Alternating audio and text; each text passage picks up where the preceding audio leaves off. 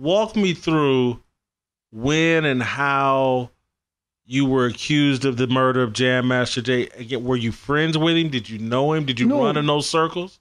I knew him.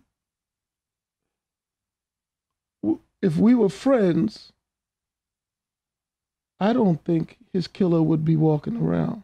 I don't even think he would have been killed if we were friends.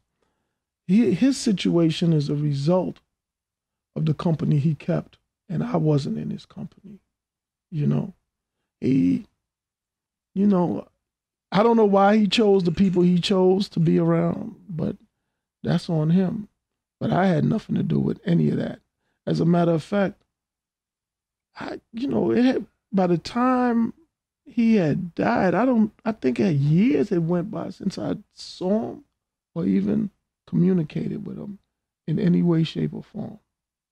I heard you say, I think on the Breakfast Club, that you were pushed into that as a way to take attention away from the people that were actually in the room when he passed away or when he was murdered. But, let me flush it out.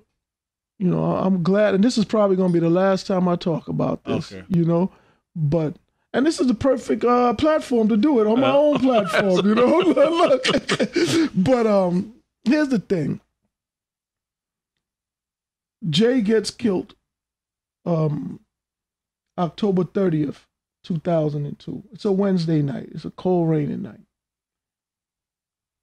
That very night, people in the music industry were blaming individuals connected to Murder Inc. Records. Now, Murder Inc. is a label that was under Def Jam, which was under Universal Music Group. And Murder Inc. was connected to a notorious individual from Queens named Kenneth Supreme McGriff. Now, why people were blaming them, I don't know. And the fact they were blaming them so quickly, I don't even know what the connection was. I received a phone call from an individual named Donald Francois that night. And he says to me, "Man, you heard what they're saying? They're saying Jay is dead." And my response was, "Man, I don't believe that. He probably just got shot.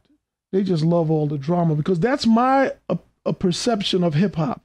It's just a whole bunch of hype and drama and they all just get worked up over every little thing. So I thought it was just the usual, and it turns out that it wasn't. The very next morning, they were on the radio station, still blaming people. Ed Lover was on the radio station crying and boo-hooing and pointing fingers. None of it was at me. By the next day, the focus shifted. And I believe that individuals connected to Def Jam were doing damage control.